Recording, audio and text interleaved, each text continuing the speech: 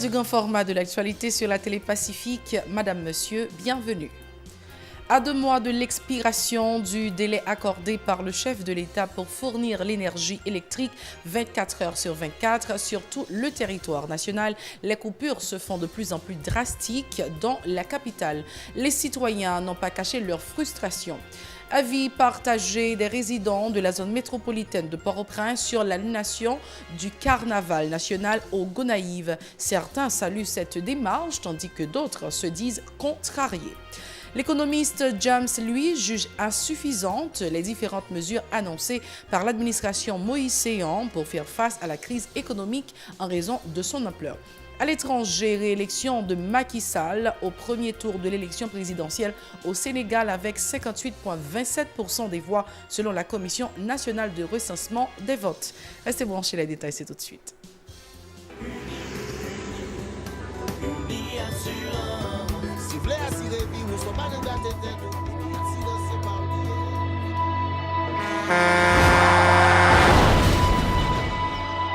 En général, moun pa reme pran assurance.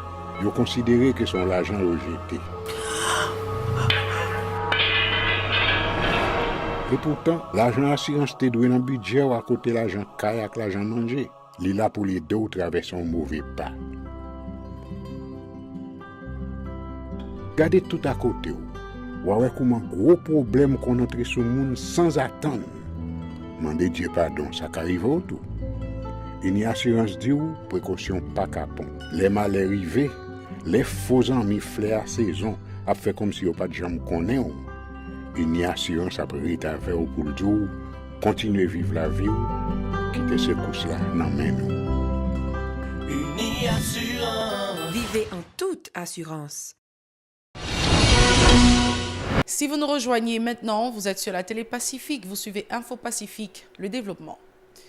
Les coupures drastiques de l'énergie électrique qui se font de plus en plus sentir dans la zone métropolitaine de Port-au-Prince se plaignent les résidents. Ils disent confrontés à d'énormes difficultés pour s'adonner à leurs activités nécessitant de l'énergie électrique alors que l'électricité d'Haïti continue de délivrer des bordereaux au montant excessif. Reportage Moïse Saint-Éloi et David Mercieuse. Pour faire courant même, c'est un casquette chinois pour nous parce que courant, Jean Yobaïlia, il pas fait donc bien. Pas de courant, matin, yo ba li à 3 heures, yo prend li à 4 heures. On paye pas capable fonctionner sans électricité. Adelma, Carrefour, Pétionville, Lalu, Nazon et l'avenue Pouplar, la coupure drastique du courant électrique se fait sentir dans toute la région métropolitaine ou presque. Une situation qui complique davantage la situation des résidents qui ont du mal à faire étudier les leçons à leur progéniture, les aider à préparer leurs devoirs, faire fonctionner leur entreprise ou encore recharger leur téléphone portable. Nous dans Delma 33 là nous pas jamais courant. Hier soir yo ban un petit courant à 1h du matin, cool fait des heures yo prendre. Nous pas de courant pour nous passer rad pour nous mettre sous nous. Fait charbon pour nous acheter, fait charbon monter tête nèg. Moi même ça m'demande pour président pour dire un bagay pour nous pour courant parce que nous pas de courant dans Delma 33. Depuis les nouveaux gouvernements ça monté là donc presque pas un courant imagine nous pays côté jeune, gain nous dans université, gain moun rentrer la caillou qui besoin pour passer son tirade pour aller travailler demain matin, gain ti moun même c'est quand la caillou c'est les so pour étudier faire devoir yo. On voit donc en matière de courant là, nous pouvons faire zéro. Si on a un petit courant là, qu'on y a là-bas, on fait une état. On a tout des blackout. Et là, ça ne vient pas bon pour la zone. Les zones on a fait noir comme ça, de temps en temps, les soirs, il faut aller casser les gens, il y a posé des actes ballonnettes. C'est pour dégager quelque chose à pour capable ça, capable faire pour nous dans la zone pour faire courant. Aucun avertissement sur les coupures intempestives, aucun horaire de distribution. Les responsables de l'électricité d'Haïti, EDH, ne témoignent d'aucun respect envers la clientèle, s'insurgent ces personnes. Elles dénoncent aussi l'émission de bordereaux au montant très élevé par la compagnie publique d'électricité. Depuis qu'on est à la caillou, il faut payer courant quand même. Nous devons payer chaque mois, mais nous ne pouvons pas courant. Parfois, à côté de moi, moi-même, je paye 10 000 gouttes. Même au côté où il y a la caillou, qui a courant, pas de courant, on bordeaux à payer chaque mois pour le payer. Même les gens courant, même les pas de courant, ça veut dire compter à lui-même, bilio toujours à monter sous mon yo. C'est ça que fait demander courant dans la zone Delma 31 pour la population capable de vivre parce que pas de développement sans courant. En outre, ces habitants déplorent l'absence d'une politique énergétique pour pallier les graves problèmes d'électricité auxquels le pays est confronté. Je pense que le président des îles n'embouche pas, que la forme avant de 24/24, mais au contraire, moi je rends compte que la gourmet pour nous black 24/24. Pour charger au téléphone, c'est 25 gouttes. On a pour charger un téléphone. So, elle a commencé à exagérer, elle n'a pas du tout en matière d'électricité. On t'y charge pour payer 25 gouttes pour payer pour dans son cybercafé pour charger un téléphone. Nous pas de courant. Je demande pour le président pour baisser la vie chère et puis pour le bon nous courant pour nous fonctionner. Là, si bon nous petit courant, yo bon nous à 10h depuis le 11h30 au point. Pour qui ça? Est-ce que la politique pays en lié? Et pour l'État haïtien, travailler pour marcher, pour mériter travail pour faire. Dès son arrivée au pouvoir, le président de la République avait promis l'électricité 24 heures sur 24 sur tout le territoire national dans l'espace de 2 ans, ce qui reste un vœu pieux à 2 mois de l'expiration du délai. L'économiste James lui a indiqué que les différentes mesures annoncées par l'administration Moïse-Séan pour adresser la crise économique sont inappropriées par rapport à son ampleur. Selon le professeur James lui, il est un impératif pour l'équipe au pouvoir de prendre des dispositions pour augmenter le pouvoir d'achat de la population et lutter efficacement contre la contrebande et la corruption qui entravent pour le progrès du pays. James lui était l'invité d'Edlène Vernal à l'émission L'Interview. On a normalement un taux d'inflation de 15,1%. C'est-à-dire que y a un monde qui t'a touché 350 gouttes par jour, c'est-à-dire que son pouvoir d'achat diminue de 15,1% chaque jour. Donc maintenant, si on veut résoudre ce problème, il ne faut pas chercher à diminuer le prix du riz, parce que le panier de la ménagère ne constitue pas seulement le riz. Il y a un ensemble de biens que nous avons consommés. Peu importe, nous sommes capables de parler des biens normaux, des biens inférieurs, des biens supérieurs, toujours est-il que nous avons consommé des biens. Maintenant, un monde comme ça, qui est avec un pouvoir d'achat qui extrêmement faible par rapport à dépréciation good là, il perdu au moins 17 $ sous santé capable il te compte toucher chaque jour. À cela, il faut ajouter aussi inflation de 15,1%, considérablement pouvoir d'achat diminuer. Maintenant, si vous voulez améliorer le pouvoir d'achat consommateur et pas durer pour changer. Donc, à court terme, mesures inappropriées et à long terme, parce que normalement, il faut aborder le problème sur le plan structurel, mettre en place de nouvelles politiques publiques capables aussi de résoudre le problème de la faim. Maintenant, est-ce que je ne dis à nous capables de dire que situation va changer? Je pense aujourd'hui, les mesures qui ont été prises par le gouvernement, ces mesures ne pourront pas apporter la solution escomptée. Leur retirer 10% en TCA de 10% normalement sur 4 importateurs ou créons des zones ça y est sur le marché du riz.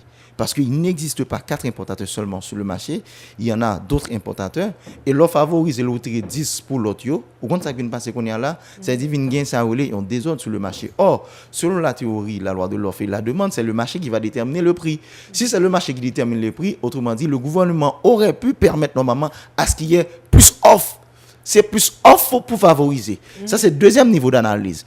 Troisième niveau d'analyse, et c'est que normalement l'offre qui ça ou normalement contribuer normalement à enrichir un groupe, un secteur au détriment de la population haïtienne. Concernant la dépréciation continuelle de la gourde par rapport au dollar américain, James lui a évoqué plusieurs facteurs dont l'inflation et les frais de loyer qui engloutissent une part considérable des salaires. James lui toujours au micro d'Edlène Vernal. Il y a 3 facteurs qui entraînent la dépréciation de la monnaie nationale. Et c'est vrai qu'on n'aura pas assez de temps sur le plan pédagogique pour expliquer. Premier facteur nous gagnons, nous regardons là, nous gagnons d'abord, c'est dit la balance des paiements. Lorsqu'on est dans un pays où la balance des paiements est déficitaire, et la balance des paiements il comprend 2 éléments, la balance des transactions des comptes courants, c'est-à-dire que au compte ça vient passer, il est déficitaire. Et si le déficitaire normalement, on a besoin normalement plus good, plus devises, ou a besoin plus devises étrangères. Et maintenant, qu'est-ce qui a causé ce déficit de la balance des paiements? C'est l'histoire de la caravane. Caravane? Ah mais of course, c'est caravane non. Et caravane non seulement crée une situation, il y a un déficit de la balance des paiements, caravane changement, mais aussi les creuser parce que il pas budgétisé. Les creuser évidemment aussi, il y a un déficit budgétaire qui est excessif. Et vous n'êtes pas sans savoir que nous avons gagné premier trimestre, nous gagnons 10 milliards, un déficit de 10 milliards de gouttes, et qui parle d'un impact considérable sur l'État, parce qu'il va falloir que la Banque centrale aussi finance faire ça, le financement monétaire. Donc c'est-à-dire que nous allons gagner normalement plus ça ne capable de good et nous avons plus de demande pour $tout pour l'ensemble des biens et services que nous consommons au niveau de la caravane qui va avoir un impact considérable sur le taux d'échange. Deuxième élément aussi, il y a ce qu'on appelle le différentiel d'inflation. Différentiel d'inflation qui est lié par rapport à la balance commerciale. Qui ça veut dire tout simplement différentiel commercial? La plupart des partenaires commerciaux que nous gagnons, ça ne est capable de brûler rapport commercial ensemble avec eux, quand nous prenons par exemple la République dominicaine, etc., nous-mêmes nous avons 15,1% et eux-mêmes ils ont un taux d'inflation qui est inférieur par rapport à 15%. Donc, où ça passé? Qu'est-ce qui s'est passé? C'est que normalement, le consommateur haïtien aura plus tendance normalement à acheter du peso pour aller en République dominicaine pour effectuer des transactions, pour acheter commerce, pour acheter tout le bagage. Qui vient non seulement qui a un gros impact d'abord sur la balance commerciale, mais également aussi pour un impact considérable. Normalement, ça relève le taux d'échange. Parlons un peu de culture. Les avis sont partagés dans la zone métropolitaine de Port-au-Prince sur l'annulation du carnaval national au Gonaïves. Si des résidents saluent cette décision en raison du climat sociopolitique et économique délétère du pays, d'autres, par contre, préconisent la création d'un environnement sécuritaire stable pour permettre le bon déroulement du carnaval national de 2020. Suivez ce reportage de Jean-Maxime Dorsey. Eric Garnoël. Jeunes et vieux, hommes et femmes, toutes catégories sociales confondues, se réjouissent de l'annulation des festivités carnavalesques de 2019 dans la Cité de l'Indépendance. La situation générale du pays, marquée par les turbulences sociopolitiques ayant accentué la crise économique, n'encourage pas l'organisation de la plus grande fête populaire du pays de la vie de ces Port-au-Prinsiens. La situation ça, pas qu'à carnaval. Pas qu'à carnaval vrai. Carnaval, on va jouer. Pour là, ou bon cartouche ou bon tombé, ou bien chacun qu'on passe sur l'hôpital. Carnaval a été supposé chaque année annulé. Là nous avons fait carnaval là fait. Machine, plus moun dans carnaval, piéton machine, bah ça toujours gain des ordres. Avec si moun toujours blessé, chef pas qu'a fait ça va faire. Annulé pas annulé, c'est pas pour le peuple là. Une autre catégorie de résidents a mis l'accent sur la nécessité pour les autorités de mieux planifier la sécurité des carnavaliers lors des prochaines périodes. Ils invitent tous les secteurs à œuvrer pour redorer à cette fête son ampleur d'antan, déplorant les actes de violence qui ont terni les festivités pré-carnavalesques de cette année. C'est le carnaval, 2h du matin à l'époque, tout le monde est sécurité, ou à boire nos bouteilles. Il faut prendre dernier coup, bon mec prend bouteille là dans le j'aime bien l'organisation, parce qu'à faire carnaval, on va vaguer. Chaque fois que carnaval, on a mourir. Pour l'hôpital, ça parle dans la morgue, ça parle dans la prison.